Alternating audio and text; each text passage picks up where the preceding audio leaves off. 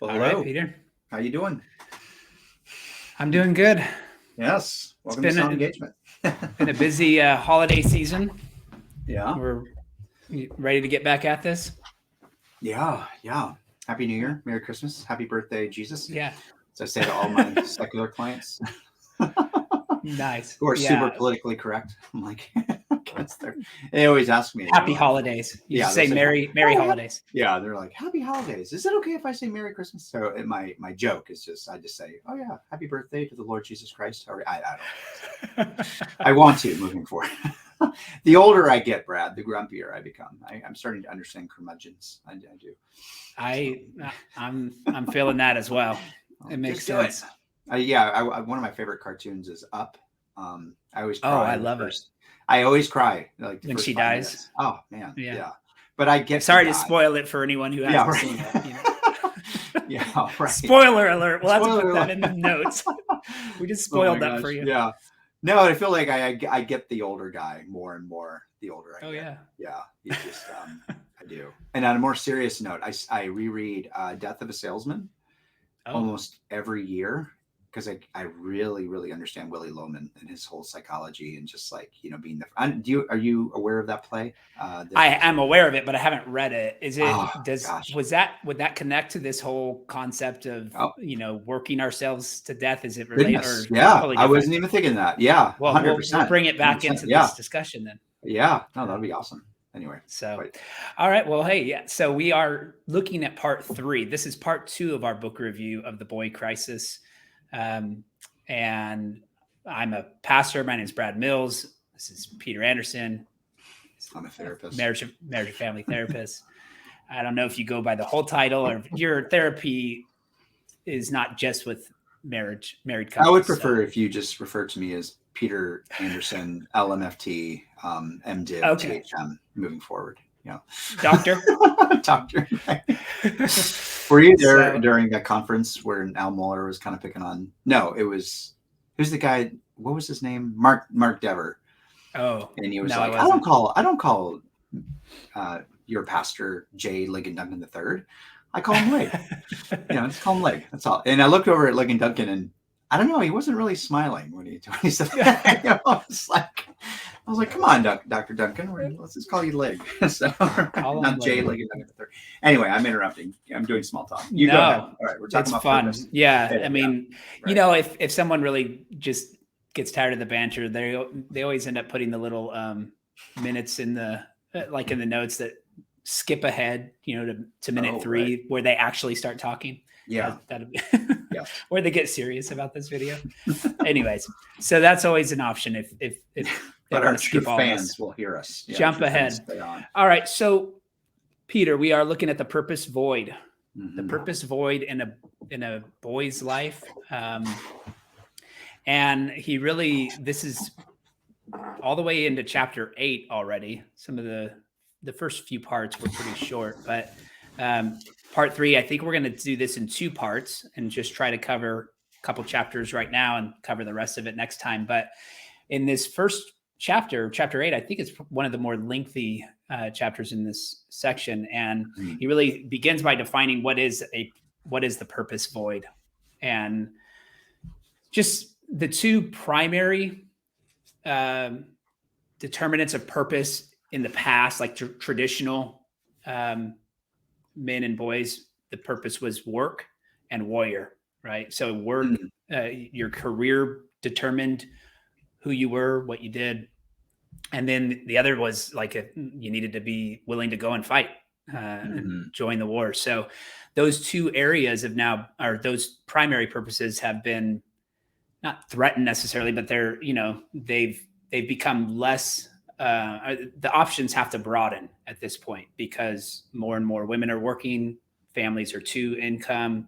There's not a sole breadwinner anymore, and men are not needed in war as much as they were. So that's the idea here, is that we have a purpose void because the options for what a man can do to find that purpose are generally still related to work, and yet their options are becoming more and more limited by both outsourcing, right? So if you're in a blue collar work, a lot of those jobs are going out of the country, or even being outsourced to technology, right? So you're just losing opportunities to do that kind of work. And if your white collar job, the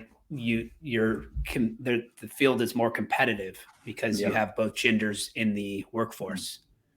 So any other thing to add to the purpose, or just understanding what is the purpose for you? Yeah, I mean, I like how he said, when he was talking about the dad and the granddad, the disconnect, I would say, between our own fathers and our grandfathers.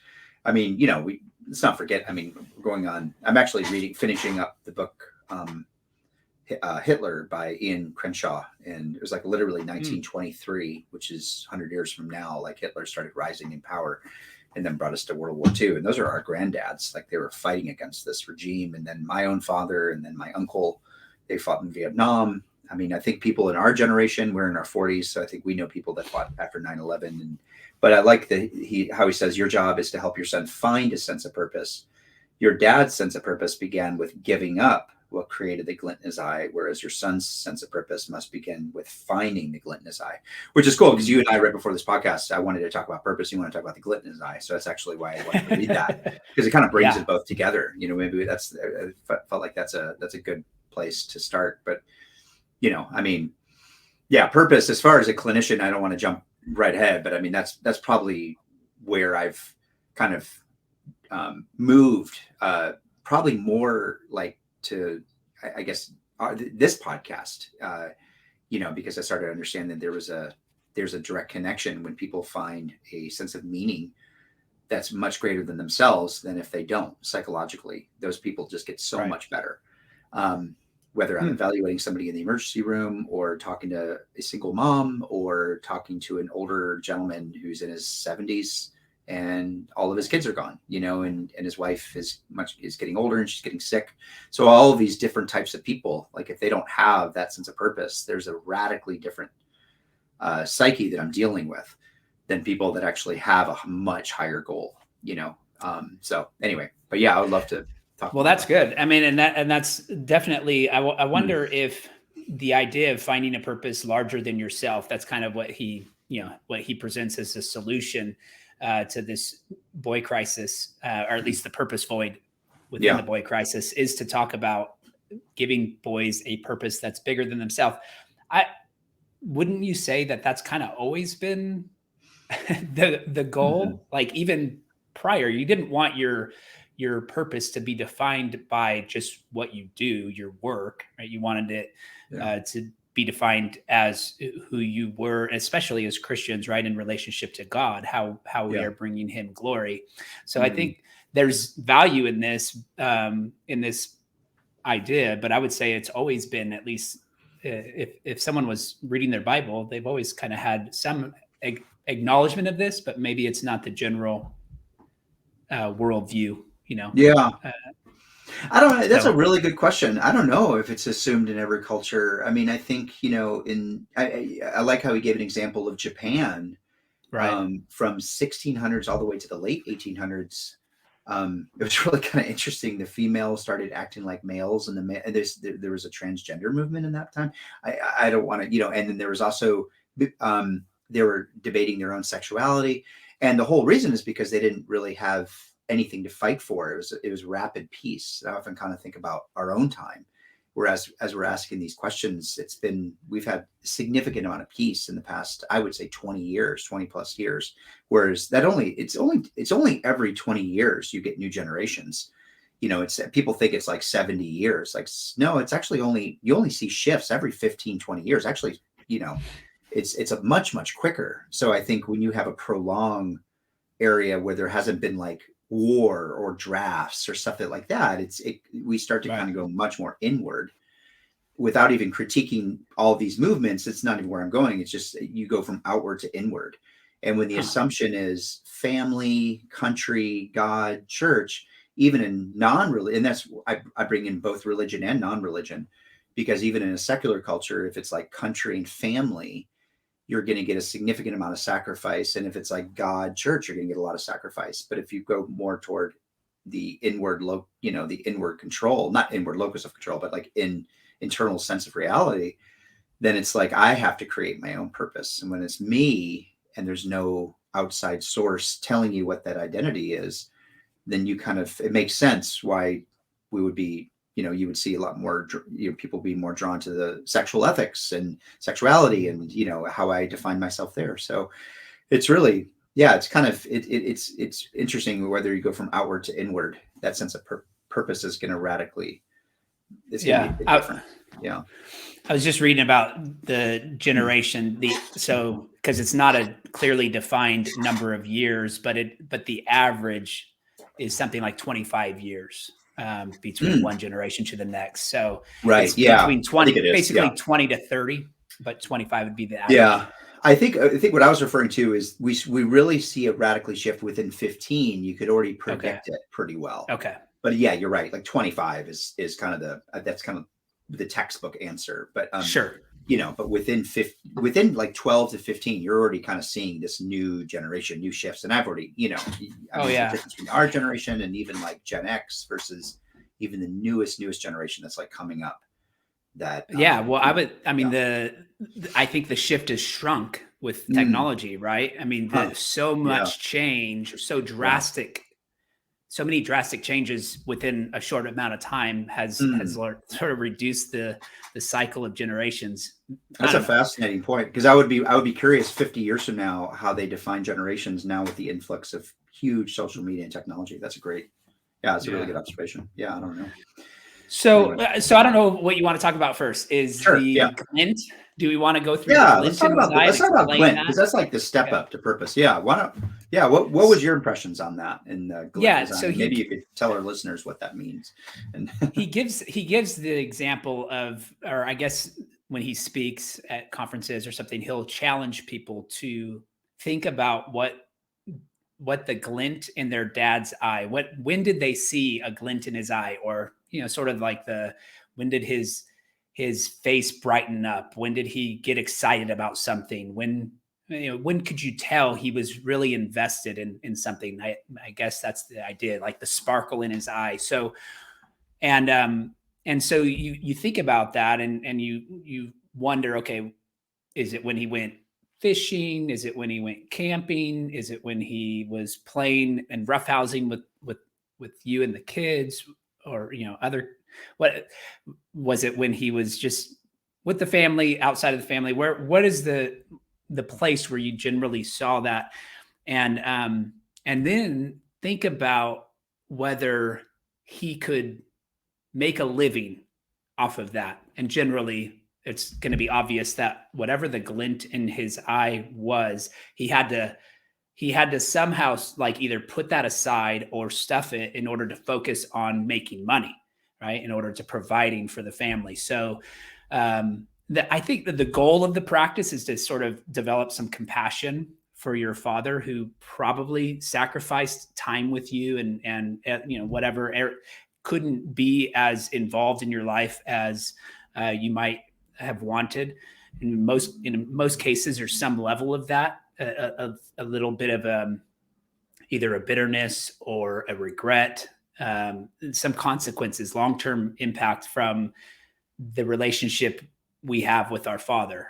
And I guess what he's trying to show by this experiment, this thought experiment, is to say, can you shift from the hurts that you feel to recognizing with some compassion the decisions your dad had to make and was forced to make because he loved you, right? And I thought it's a really good and powerful experiment, I think, for most people. But I would also say that there's people who whose dad isn't there, right? Who when they think about that, they're like, I don't know what his glint looked like. I never saw it.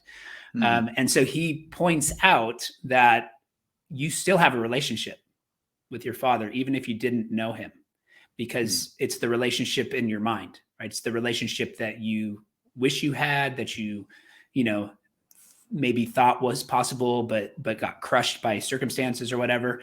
So again, his point is all of us have a relationship with our father to some degree or another. And the question is, how do we reflect upon that? Do we reflect upon it with a great deal of regret, bitterness, frustration, or do we kind of have some compassion for the circumstances and the situation that brought him to that?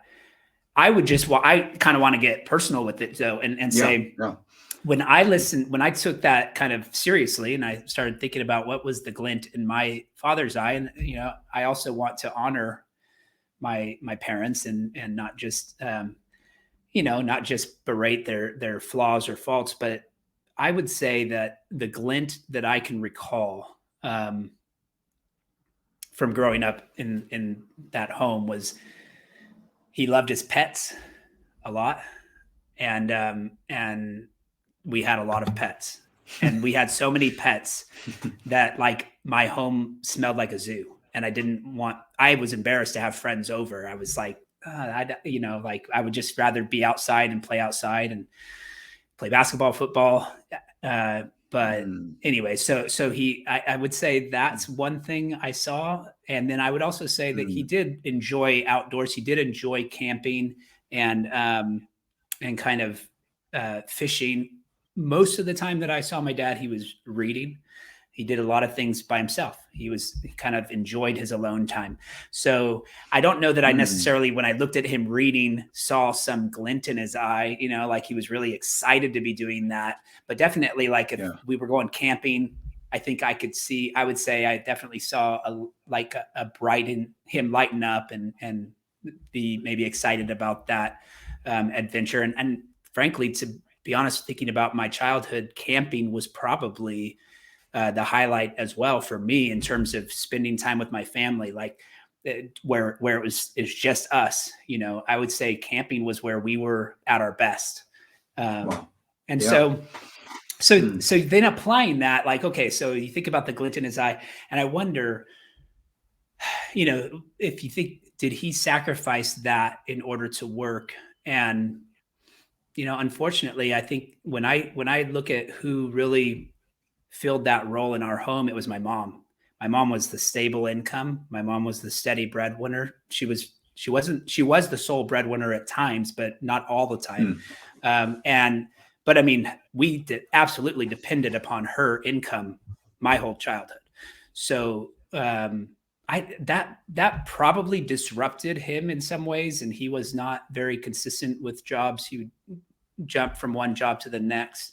But I do know that when I think about what I know about my father and his own childhood, he had a rough time. I mean, I think he grew up in an alcoholic home, abusive father, and like physically abusive, and I'm sure every other like emotionally, verbally. But so all of that to say, like, I can understand and even think about some of those experiences with compassion, but this experiment almost it's hard for me to go, okay, am I moving toward the goal here of being more compassionate when I ask that question? Because I feel like my dad didn't really sacrifice the glint. He chose reading, he chose pets, he chose fishing and camping over work all the time. And so when I think about that, I kind of have a greater appreciation for my mom and the stability that she brought into the home there. But I wonder what was missing there. It's almost like not having a dad when you have a dad, but he's not present, right? When he's isolated for the most part, and any interaction you have with him is generally negative. So that's now you're putting on your therapy hat. No. That's why I'm drinking brandy. I'm kidding. So, I love that. I mean, I could go. Yeah. I mean, I think one of the things I really liked about what he was saying, I mean, that's the process of exoneration. A really good book is Parenting from the Inside Out, and Daniel Siegel goes into all of this stuff about asking the right type of questions to your mom and dad and the people that raised you, because it's really helpful when you're a parent yourself, so you don't overcompensate. What I often find with parents is that we tend to overcompensate our own parents.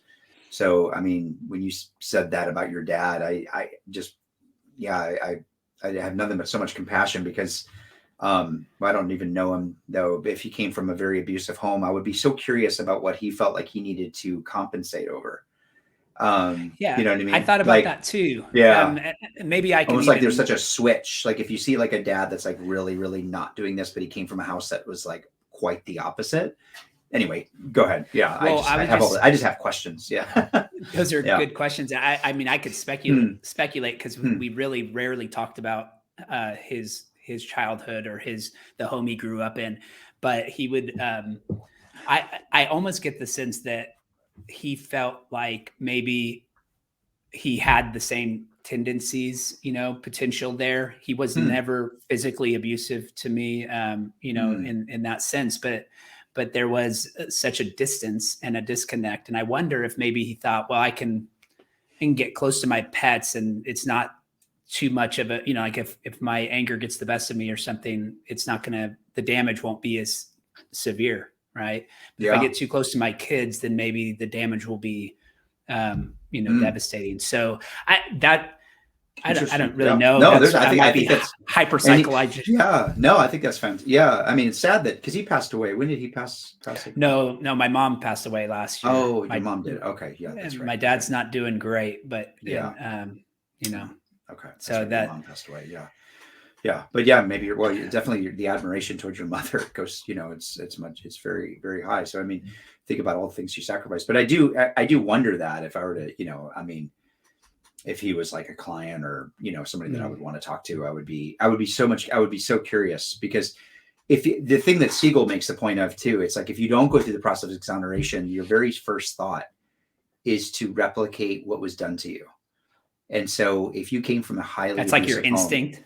yeah, yeah, and it's funny because I had to do my own therapeutic work because of my own family background. I won't get into it too much, but I found that now as a father, I'm so glad I did a lot of that therapy work because there's still a part of me that would probably replicate because we only know what our attachment figures are instinctually. That's why the first 2 years of our birth are so essential because that's you for the rest of your life. And that's like reactive attachment disorder. If you don't show affection to a baby, those babies like will never get better. Not to sound like a Mm, fatalist, but that's just there's so much research on that. And so if your father's came from I don't know how abusive of a home it was, it would be probably really good. It would help you to know more about that story because if his first instinct was I'm going to hit this kid, which probably lasted him his whole life, then that's Freud will call that displacement in the sense like, okay, I'm not going there, therefore I'm just going to be kind of like, somewhat of a mendicant or, just kind of like just doing my own thing. Because if I enmesh myself in work and become overly stressed and get super involved with little people that could irritate me, I could see the tendency to hit. I don't know. I don't want to, that's where I'm going to stop there. But I mean, sure. yeah, it is interesting. I'm always curious about whenever I hear like families where one person's like doing this and the other person's doing, totally different. That's an example of someone not exonerating, Hmm. and that's why exoneration is so helpful, which is why I like the chapter because it's so hard to truly forgive until you exonerate. And that takes a while to really build up. And exonerate is just really understanding the narrative of where that person came from. And also asking yourself the question, if I had had the same knowledge and the same resources as this person, would I have done something different? Huh. And with that, it's like, I don't know. And so that's where exoneration starts, but it grows over a long period of time through more narrative. And then you're able to kind of like let go of some of that pain, because I think it's very important. I think sometimes the church is a little guilty of quickly forgiving. Hmm. And I don't like What do you that mean by because, that? um, yeah, it's funny. What's her name? The Fleming Rutledge in the Crucifixion Oh of yeah. Christ talks about just we have to be careful of quickly forgiving because when we do that, sometimes we don't understand the nature of what Christ really, really died for. So I've heard people, just say, well, you need to forgive and like just kind of casually, and which I agree with, principally, but that's not an overnight process. I mean, that could take a No. really long time. And I think it's a good start where you're starting. It's like a good start to kind of go there and ask those really hard questions. I like how honest and direct you're being with that, because that's a wonderful start. Because that's just anyway. No. Well, I mean, there's a sense in which I do have a fear of my own kind of overcorrecting or changing, or even having the same tendencies, just like you said, where we grow up. That's our natural instinct. That's what we know. So a father is someone who stays isolated, disconnects, and reads, and that is something that I have a problem with. I have to actively plan against those tendencies, right? So if we don't have a plan for what we're doing tonight, I'm gonna find a book. Right. So, yeah, sure. I mean, that's the reality. I hated reading as a kid. It wasn't until I went to seminary really that I started enjoying reading. Wow. But now I can't put books down. I feel like I always have something. Yeah.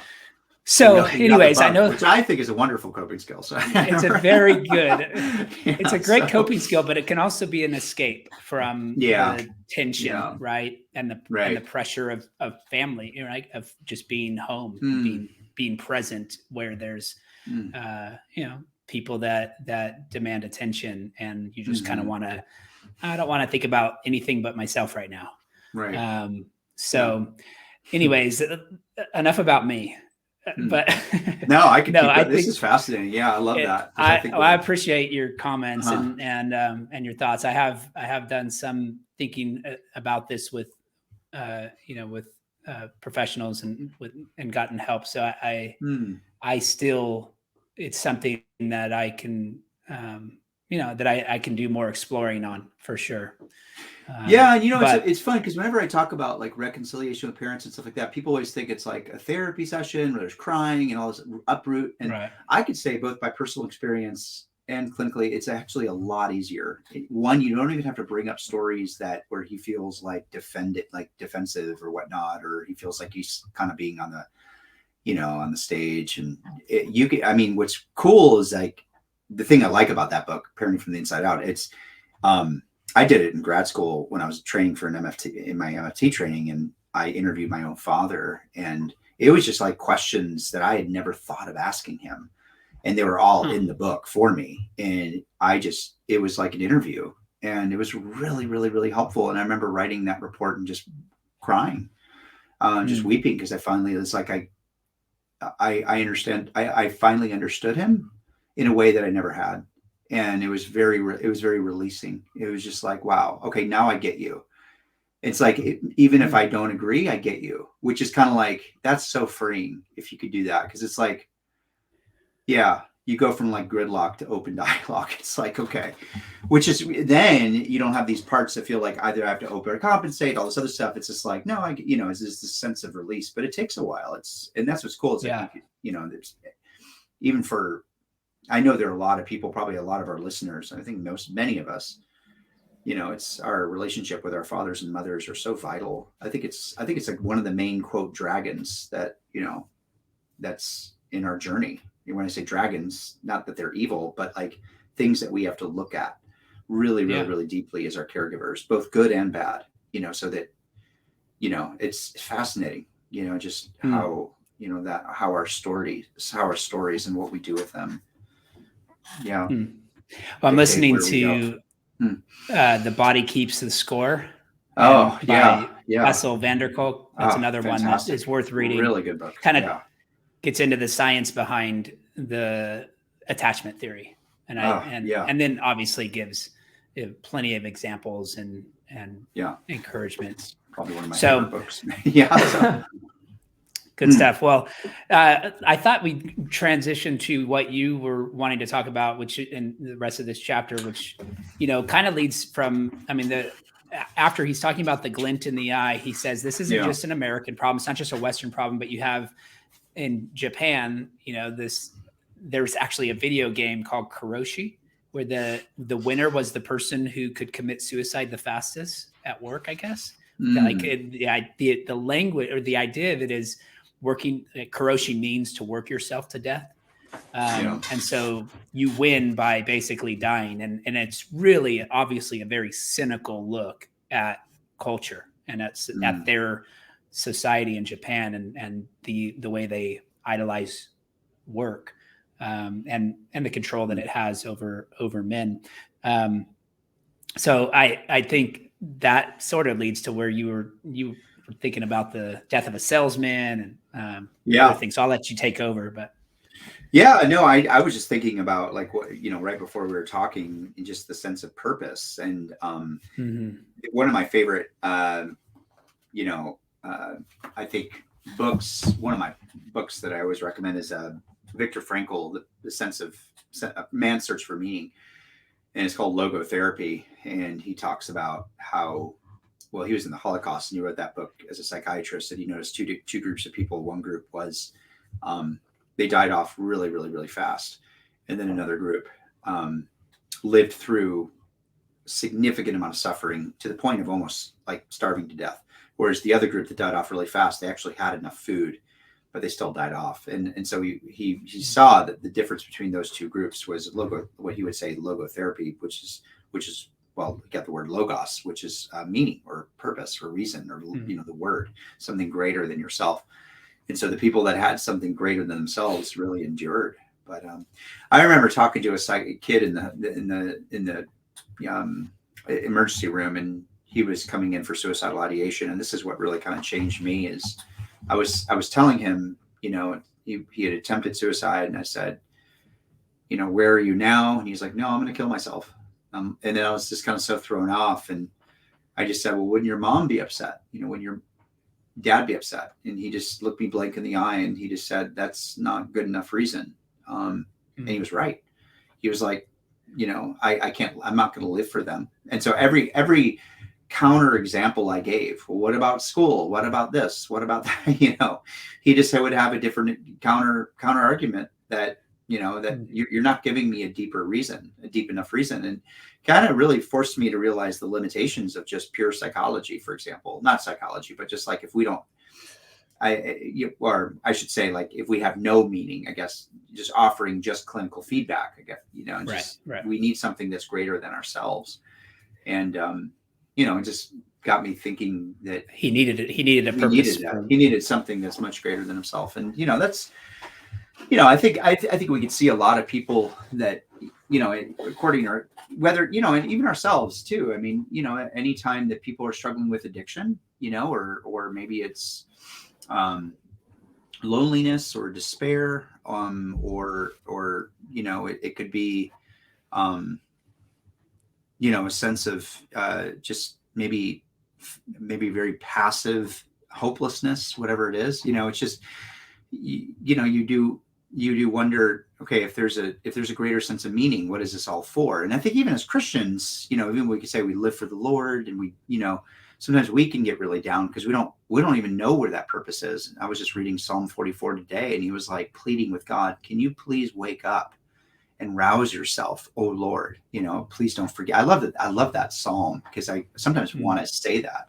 Can you please rouse yourself up? I don't know where you are, so we can have that. We can, like Ecclesiastes, I have no idea where you are. And that's often where a lot of the psalmists, that's where they're in their darkest time spiritually. I think that's where we are. We don't see the purpose of this. And so, it's not I don't think it's an accident that during COVID we saw more divorces in the church, more affairs, more alcohol abuse, more physical abuse, you name it, because the church closed its doors. And, there's a reason why. Anyway, Paul says the greatest curse you could do is I'm going to give this person over to Satan, and when you leave the church, that's what you're doing, the enemy, and the church literally closed its doors and gave itself up. So we had no purpose for probably almost a year, and a lot of people, and that did a lot of damage, and I think our thought was, not ours, but I think the elite was, if we could just like, almost like a light switch, if we could just turn it off and then turn it back on, everything goes back to normal. Right. But, you can't do that with purpose. You can't do that with meaning. You can't just like, oh, okay, you can't go here for a year and then, okay, go back to where you were. And I think it's like, that's not how meaning works, so it's, and I think we're still seeing the ramifications of that in a sense, not to get into all that, but I mean, it No, just I spoke to know. me a lot, because I think there's a direct correlation. Purpose is almost like sleep. If you don't get it, you can't move forward. If you have no sleep, it doesn't matter how much clinical work we do, you're not going to improve. If you don't have a sense of purpose, I could help you a little bit, maybe I could help you talk to your wife better, but if you honestly have no purpose, I'm probably not going to get through to you. So it's just so foundational. That's all. Yeah, I just really liked that and how to speak to that for men. And I think men or boys, they lack that big time. Why are you here? And are you here to Yeah. protect? Well, don't protect, because then you're toxic and you're too aggressive. Well, should you be passive?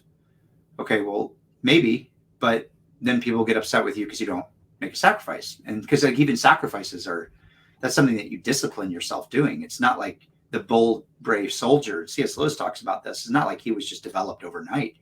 He had to develop like what he did behind the scenes. So if he didn't lie behind the scenes, he eventually would not lie in court, And so if he helped a little old lady down the street because she might have been attacked, nobody saw him. That's what he would do when no one would see him. And then when you take him in battle and you would do something brave, it's not like he just did something out of his character. He was building that to his character. So I guess I say all that because men need this. Men need some sense of purpose, but we need to start foundationally on just like the everyday. And that's what I think we don't understand. When kids like when they go to school and they're being told over and over again that they're toxic and that they're, evil for being, who they are, and then all of a sudden, where are the brave men? Well, how do you think you're supposed to conjure that up? It's just like, anyway. Yeah. Well, that's a good point. And I mean, I think it even goes beyond where the book does, because the book kind of suggests that, right, you need to replace the purpose of like work and warrior, give them something bigger than that. But there's is a sense in which those purposes still have value. They still have a role in us innately, right, in our nature. So we value the person who's willing to sacrifice, the person who's self-sacrificial and giving their life for another, right, for a loved one. And obviously we think of all of it as pointing to the greatest sacrifice, where Christ died not just for loved ones, but for his enemies. And this is an ideal for us to have. And I think you're right. We need not just to replace that, that purpose with another purpose, but it needs to be a broader recognition of where it applies, even in our home, where we say, I'm going to set aside me time for family time. I'm gonna sacrifice, having what I want to eat for what the family wants to eat. So, littler decisions, but sacrifices to some degree. And I think a father needs to exemplify that above all in his home.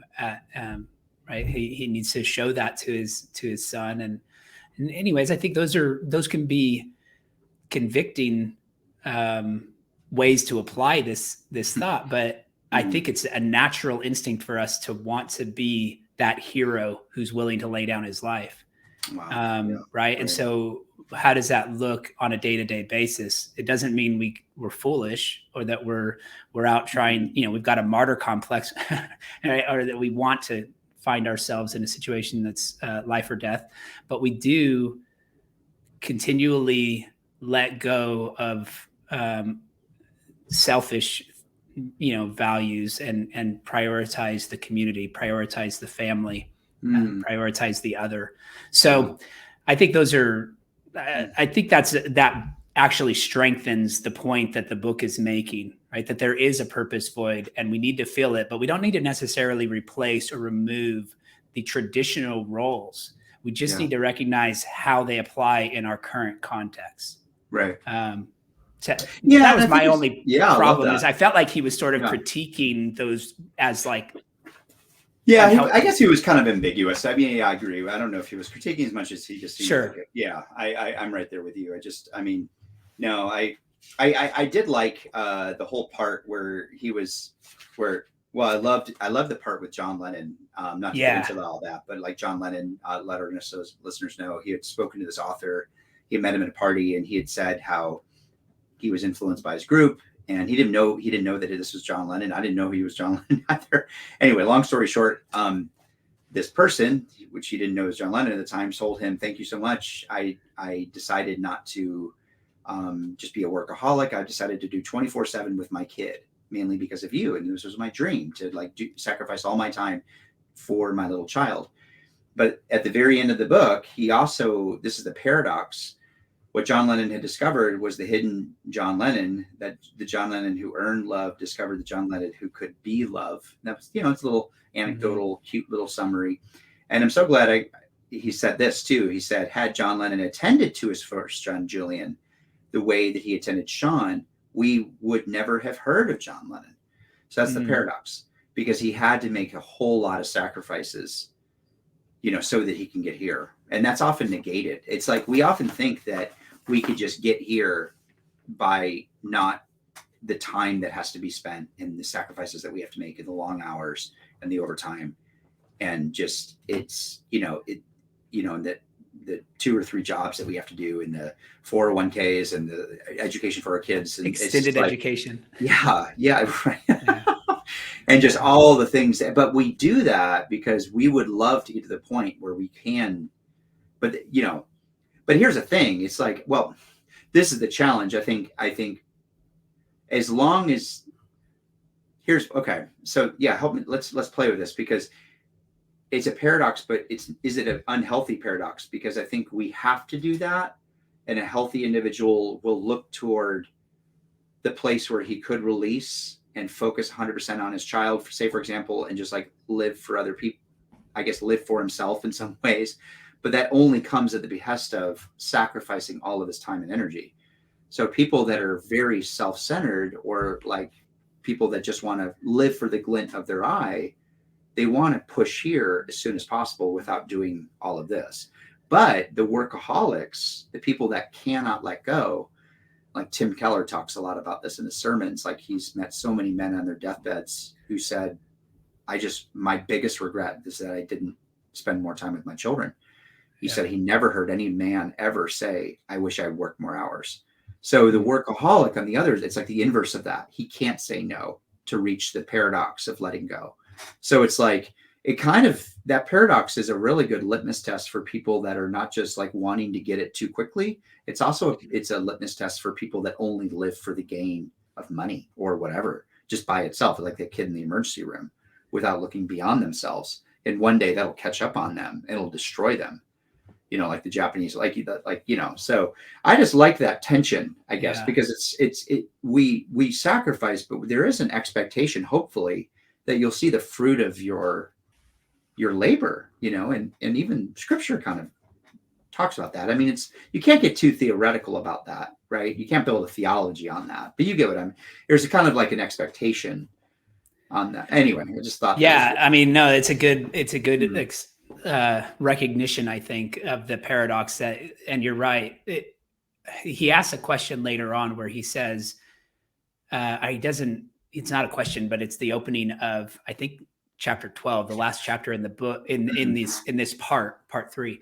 But he says something along the lines of, basically, we interview the people who are the most successful, the ones who basically are the cream of the crop in their field, right? And we ignore, or the ones that are invisible are actually the ones that probably have more balance in their life. Wow. They're the ones I love that quote. We interview people who are extraordinarily successes, so they are visible. We ignore people who create a balanced life, so they are invisible. That is, we rarely interview and make visible those who spend the amount of time alone, alone time, spiritual time, family time, friend time, and share the housework time that takes away from their success at work, but adds to their love at home. Yeah. So that's, And that whole chapter is about just that. It's kind of an elaboration on that paradox of, when we're successful at work, we're actually hindering our success at home. We're learning traits like, okay, if I want to be successful here, I need to detach, I need to focus, I need to give all my energy to this, project or whatever, and even be less emotional about things, right? And then we get home and we don't have the emotional capacity to celebrate with our Wow. child's success, or to commiserate in their their challenges, their struggles, to have compassion on them. So, man, I think it's true, and it absolutely is a paradox. How do we solve it? It's I get the impression that almost Mm. even the word balance is unhelpful, because there's this implication that, like, if you have you have in every situation, you're sort of like perfectly even keel, like Mm. you're on a teeter totter, and it's perfectly balanced at all times. I think in reality, Hmm. we have to basically put all of our weight on one Hmm. side and invest in it, and then when it's time to go home, right, we put all of our weight on the other side and we Hmm. focus our energy there. It's almost like the language of balance might be confusing or unhelpful if we're not thinking about it properly, right? I don't think he means it that way. He probably means something along the lines of devoting enough energy and time, which is Yeah. what I just said, right? He's just using the illustration in a different way. Right. Um, Right. committing ourselves enough to home, which probably is going to limit our success in Mm. work. Um, and man, you see that, like, just think about social media, right? Those who are successful, they have to give a lot of time to that, Mm. right? To make it, to get enough Mm. followers, to have enough impact, to think of really important things to say, right? And Yeah. all of that is I mean, it adds value to some degree, but it also is taking away somewhere, right? And Yeah. if Yeah. you're having great, now you might have already had most people on like Twitter or Facebook Mm. that are the elite, right? They've already kind of had a platform to start with, and then everyone wants to follow them, even if they're not doing a whole lot on social media. So I Yeah. get that there's exceptions to this, but I'm just saying, like, if you're a nobody like me, right, and you jump on social media and try to become someone, you're gonna invest a lot of time, and I Right. just kind of feel like that whole hamster wheel gets extremely draining and tiring, to where I just want to get rid of it altogether and just Yeah. like, man, let me put my energy where I know I'm having an impact, which is like in person with people, Right. right? Right. Yeah. Um, Yeah. anyways, I Well, and also too, I think it coincides with men. A lot of our men are. I mean, even the house that I'm sitting in, the place you're at right now, the bricks behind you. Everything that we're walking on, 99%. That's a high number. We're built by men that wow, we yeah, are totally ungrateful for. And I put mm, myself there. I'm talking about myself, and I don't think about the guys that built this house. I don't think about the guys that built my work. I don't think the guys that, like, go to my local coffee shop, the guys that constructed all of that. Whenever I'm in my car, when I'm holding my wheel, when I'm on the road, I mean, every single blue collar you can imagine. The food that I'm partaking because of the truck drivers that are going back and forth, and then I think that's what I can't stand about everything's a patriarchy. I'm like, what the hell? What? Like, what are you talking about? Like, do you yeah. understand the sacrifices a lot of these men make? And it's always like, anyway, not a little pet There's peeve. such a, you're right. It's such an it's such an Ingratitude. ungracious. It's there's such ingratitude. It's always Yeah. wealthy white people that bitch like that too, which is so hilarious because they're sitting in the very things and the institutions that have built up their giant, ivy towers for them. And anyway. Sorry for the rant, but I mean, it's just. But I mean, even speaking to myself, I'm not grateful. Even the book help. Look at all the books that were. I mean, all of that was likely Mm, all in factories that were developed by men. And that's invisible. machines. That's invisible. And but now our young men, the boy crisis, as it's coming out, because these boys are. I mean, I was just listening. I'm reading a book called on Temple Grandin, and she's an autistic person, and she used to she does goes to a lot of animal factory plants, and she's the one that actually made autism kind of aware, like she brought all this autism Okay. awareness and everything. She has autism too. She's on the spectrum, whatnot, Okay. and she talks about how she would meet people in factories who couldn't even graduate high school, but they had over 20 patents to their name. And so 30, 40 years ago, we used to have shop and we used to have maintenance and we used to have all of these wonderful trades that boys who were kind of on the spectrum, even though they didn't have the diagnosis, they would thrive in those classes. But now, because of everything from No Child Left Behind, we teach according to the test. all these kids get basically screened out. And so where do those kids go? Because these were a lot of these kids are my clients. They go to video games. They have no purpose whatsoever. When we should be, I mean, so what you notice is that kids are on the spectrum who are very, very good with their hands. They go in, they're very huge visual thinkers. They will see things that none of us who are verbal thinkers will never see. And so those are men that we need in factories. So I bring all that up because now when she goes to these plants that used to all be made in America, in the past 15, 20 years, she looks at whenever there's a broken machine or whatnot, she's looking at the patent, made in Holland, made in Holland, made in Holland, made in Italy, made in Holland. Nothing's built in America. So we have a whole generation of men that are coming up. They're not expected to know shop or mechanics or anything else like that. Those are the men that have built all these infrastructures. So where are they being screened out? On video games, on pornography. So erectile dysfunction is the average age for it now. It went from about in the 60s all the way to the 30s now, because you have a lot of young 20, 25-year-olds because of their addiction to porn. Wow. I see kids as young as 23 that have erectile dysfunction because of their addiction to porn. Oh my goodness. Yeah, it's very, very, there's a huge direct connection between that. So, I mean, but that's where so men that should find purpose behind their hands and everything else, like, again, they're being screened out. They're being told that they're toxic. What are they supposed to do? Yeah. It's a crisis. It's an actual crisis. And so then when some freaking woke feminist comes in and says, "Oh, we're all living in the patriarchy," I mean, it's just like the icing on the cake of ingratitude. Like, okay, stop. Just stop. Right. Yeah. Anyway, yeah. But well, and it's and the whole, they just belittle the crisis altogether, right? He gives the example of the Super Bowl commercial in 2015 with Sarah Silverman, and how she's trying to one up the other comedian. And they're talking about they're in their homes, right? And she's on different places in her home. One is like a whatever, their theater, their she ends up going into the pregnancy center of her home and delivers this child. And then the big joke of the commercial, and it was a T-Mobile commercial of all things, talking about how they get great reception in all these various areas in their mansion. Right. But she ends up giving this baby, that mom delivers a baby, and she goes, "Sorry, it's a boy." And a lot of people actually blew up about that and gave her flack. And, and then you have people, I can't remember the name of the author, but someone on probably New York Times wrote an opinion on it where that was like, it's not sexist because it's not dealing with an oppressed class, right? It's not dealing with an oppressed group. Yeah.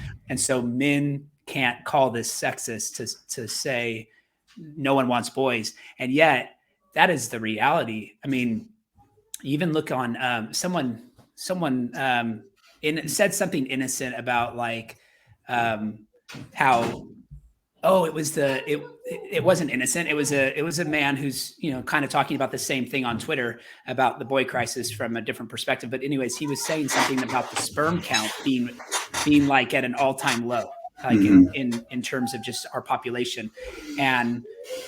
And someone, and they were like, people were celebrating on Twitter about this, because obviously, like, there's still people that think we're overpopulated and we need to control it somehow. So, but it's like, there is an assumption that we want people to grow. We don't really need men or boys to make things work, and we'll figure it out without them.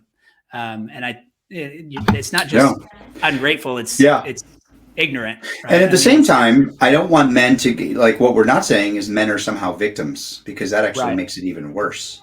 It's like, where do you draw the line? So it's like, because the most abusive men see themselves as victims, and there's something about that. But, well, two things can be true at once. Men are not victims, and there is a crisis going on, and that we need to address, which is why we're doing this book review. So we need to regain some dignity, and we need to think about things. And obviously, most of what we talked about here from this part was just kind of showing the problem, showing the crisis.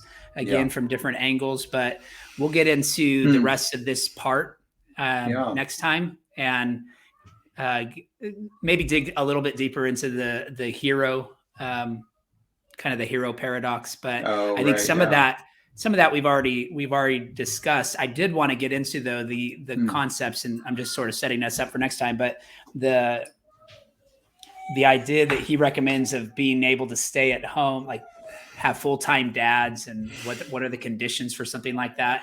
I'd like us to think about that, because my instinct is to say, I don't know that that's a great idea, at least in a broad scale, but we'll, anyways, we can talk more about it.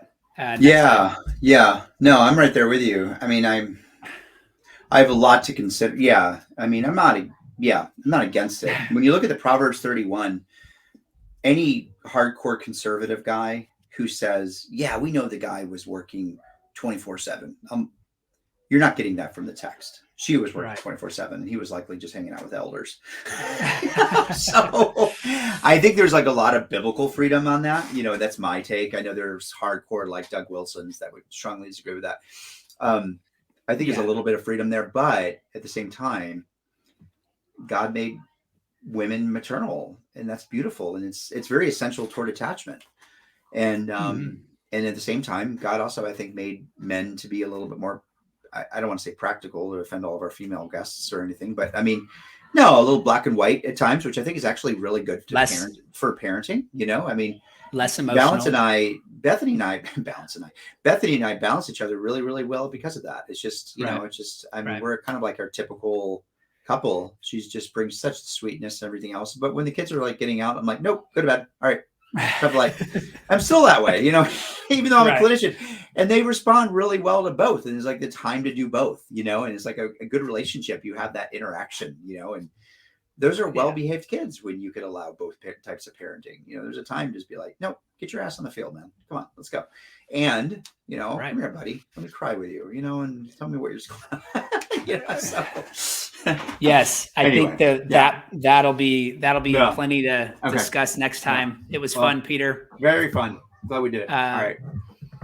I will end the recording. All right. Do I end or